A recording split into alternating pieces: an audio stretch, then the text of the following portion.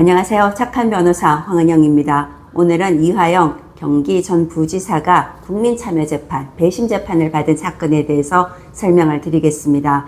이화영 전 부지사의 경우에는 이른바 세간에서 논란이 되었던 연어 술 파티 이 부분과 관련해서 위증으로 기소가 되었습니다. 여러 사건이 함께 제명이 여러 가지가 있었지만 가장 논란의 중심에 됐던 것은 연어 술 파티 얘기였습니다. 왜 이 부분이 논란이었을까요? 일단은 이화영 전 부지사가 국회에서 증언을 했습니다. 내가 대북 송금 사건 수사를 받으면서 검사실에서 쌍방울 김성태 전 회장과 연어를 먹고 술도 먹으면서 진술을 맞추었다. 이렇게 증언을 한 것입니다. 이 부분을 검찰에서 위증 혐의로 기소를 했고 이 부분이 정치적인 이슈까지 한꺼번에 어우러지면서 굉장히 논란의 중심에 섰습니다.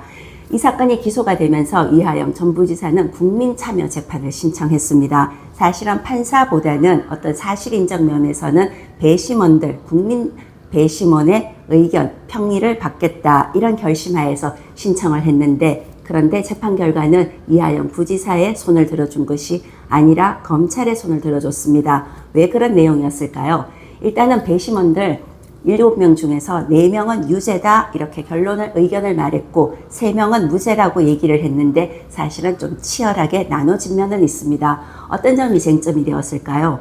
일단은 쌍방울 직원들이 편의점에서 소주를 산 내역도 있고 그 시간에 출입을 한 것도 있기는 있지만 그 사실만으로는 검사실에 술이 들어와서 당사자들에게 제공이 되었다. 이렇게 볼 증거가 없다고 본 것입니다. 앞에 술을 샀는 내역이 검사실에까지 들어와서 술을 마시게 했다. 이렇게까지 인정할 증거로는 부족하고 일단은 박상용 검사도 증언을 했습니다. 그런 사실이 없다고. 그리고 교도관들 그리고 김성태 회장을 비롯해서 쌍방울 관계자도 그런 사실이 없다고 이렇게 증언을 하니까 이 부분의 진술 신뢰성이 더 인정이 됐다고 봐야 되는 것입니다. 상대적으로 이화영 전 부지사의 경우에는 말은 하지만 이렇게 일관되어서 기억이 정확하게 다 진술을 하지 못하니까 배심원들은 이 부분에 대해서 신뢰성이 좀 부족하다 이렇게 보는 것이고 상대적으로 다른 사람들의 진술은 일관되어 있으니까 증거 논리에서 비춰볼 때는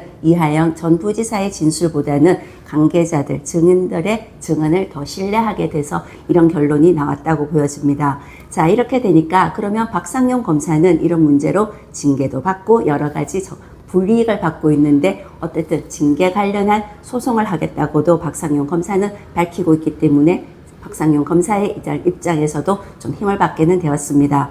사실은 이 사건은 1심이 이제 끝났기 때문에 2심에서는 재판부에서 국민참여재판이 아니라 판사가 1심의 증거관계라든가 배심재판을 거치면서 일어났던 당부를 한번 또 2심에서는 판단을 하게 될 것입니다.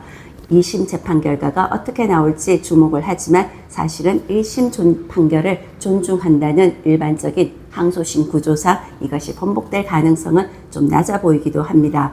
자, 여러분들 복잡하고 여러 가지 정치적인 이슈가 많은 이화영 전 부지사에 대한 재판 결과에 대해서 이해하시는데 도움이 되셨나요?